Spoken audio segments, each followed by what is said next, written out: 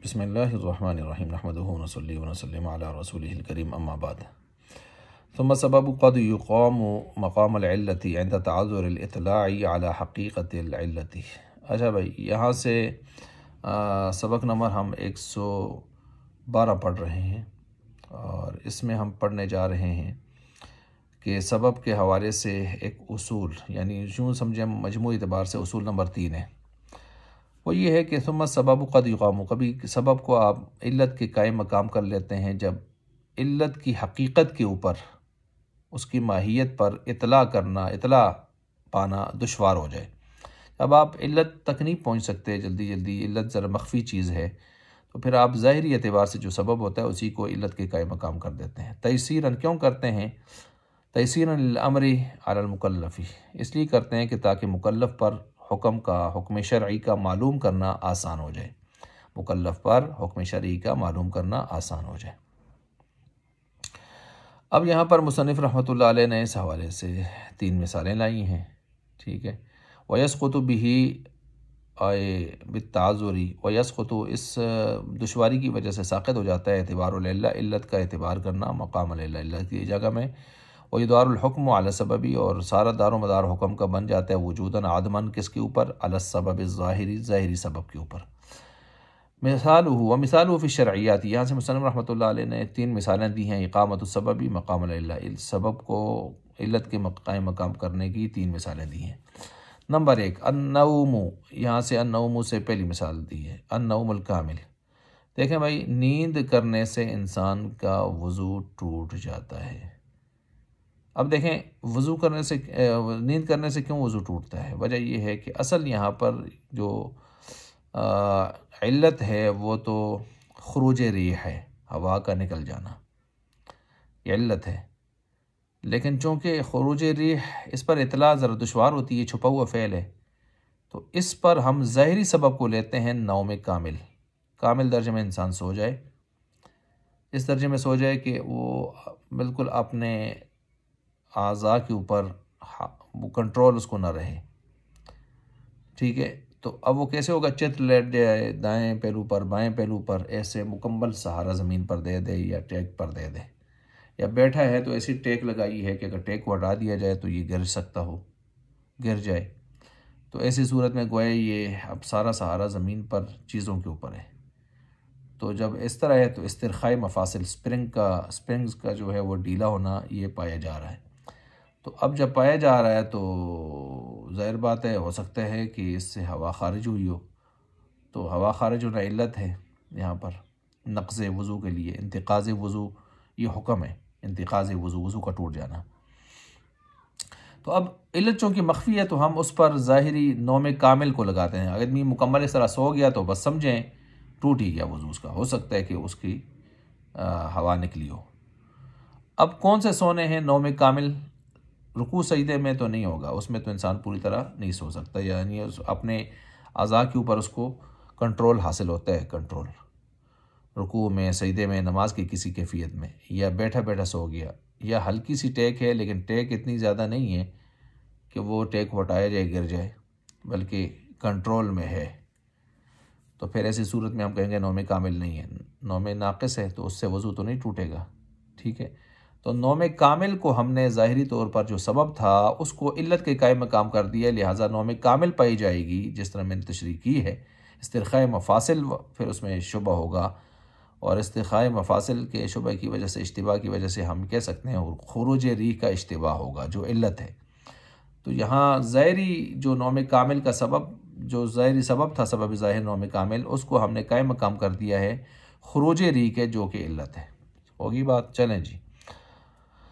النوم الکامل فإنہ، پس پیش وہ نوم کامل جو ہے، لما اقیم مقام الحدث، جب اس کو قائم مقام بنا دیا حدث کے، سقط اعتبار حقیقت الحدث، تو یہاں پر ساقط ہو گیا اعتبار حدث کے حقیقت کا۔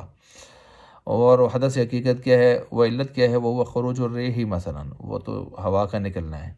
ویدار الانتقاض، اور وضو کے ٹوٹنے کا حکم دار و مدار ہو جائے گا علی کمال النوم، کمال نوم۔ کمال نوم کیا ہے؟ میں نے بتا دیا، ناقص نوم کیا وہ بھی بتا دیا۔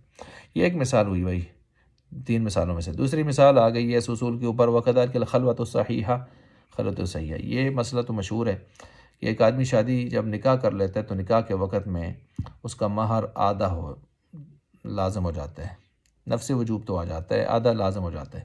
10 لاکھ رکھا ہے، 5 لاکھ لازم ہو جائے گا۔ 5 لاکھ مزید کب لازم ہو کر پورا 10 لاکھ اس پر لازم ہوگا دینا؟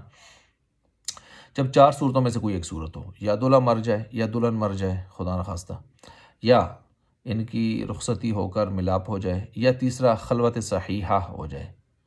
اب دیکھیے یہاں پر اصل جو یہاں پر چیز ہے، علت ہے، وہ تو وطی ہے، لیکن وطی ایک چھپا ہوا فعل ہے نا، تو ظاہری سبب ہم یہاں پر خلوت صحیحہ کو بنا لیتے ہیں کہ اگر انہوں نے 2-4 منٹ بھی علیحدگی کے پائے ہیں، کچھ کیے نہیں کیے، لیکن خلوت صحیحہ پائی گئی ہے، لہٰذا اس کو قائم مقام ہم علت کے کر دیں گے۔ خلوت صحیحہ سبب ہے اور اس کو ہم قائم مقام کر دیں گے وطی کے، وطی جو علت ہے یہاں پر چھپا ہوا فعل ہے۔